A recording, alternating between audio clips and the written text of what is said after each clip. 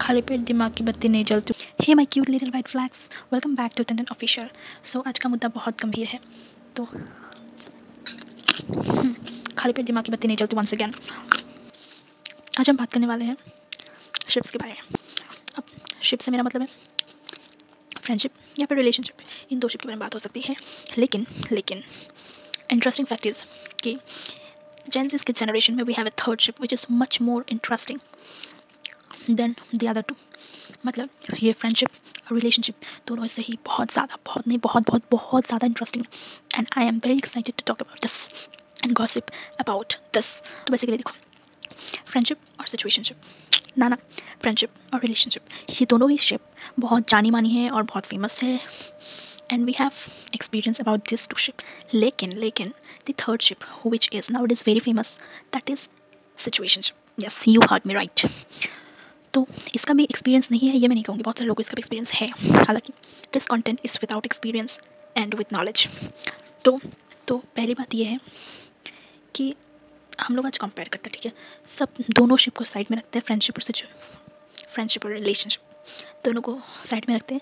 और जो third ship है, जो बहुत ज़्यादा ट्रेंडिंग है, जो बहुत ज़्यादा फेमस है, जो बहुत ज़्यादा इंटरेस्टिंग है, उसके बारे में आज हम बात करते हैं, situationship, the one and only.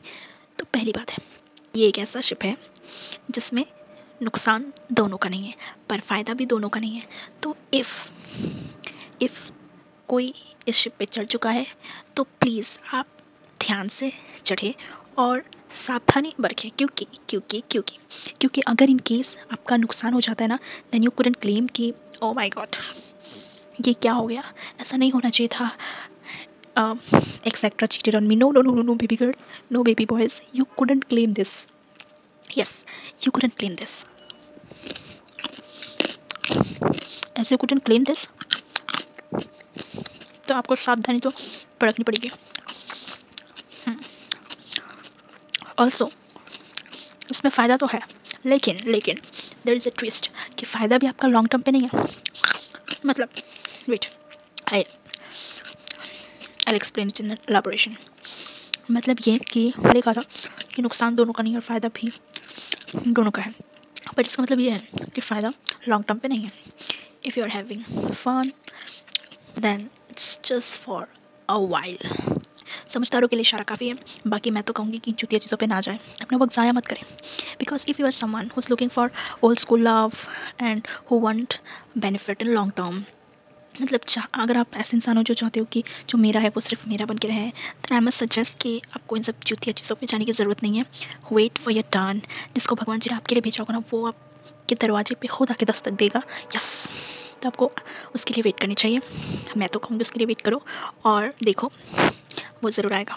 कहूँगी कि बड़े बड़े शहरों में छोटी छोटी बातें होती रहती है, but if you have already choose to go in this path then risk को मद्देनज़र रख के ट्रैवल करना एंड बी सेफ, क्योंकि किसी भी क्षण आपका दिल ट्रैक से टूट सकता है और इसको जोड़ने के लिए फेविक्विक भी काम नहीं आएगा, और अगर आ भी जाएगा तो भी वो शॉर्ट टर्म के लिए होगा baby girl and baby boys.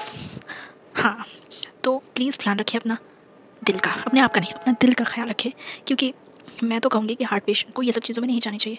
और देखो ना, अब तो दिन ब दिन हार्ट पेशेंट बढ़ते जा रहे हैं, क्योंकि रीज़न कुछ और नहीं, रीज़न ये सिचुएशनशिप नाम की चूतिया चीज़ें जिन्होंने भी इंट्रोड्यूस किया है ना, वेरी बैड। और तो दिल के मरीज़ों, अपना दिल का ख्याल रखना, इन सब बेकार वाहियात चीज़ों पे ना जाना, क्योंकि दिल है तो जहान है। Yes, so that's for today. If you loved my unpopular opinion, then don't forget to show some love and subscribe to my channel. Till then, bye bye.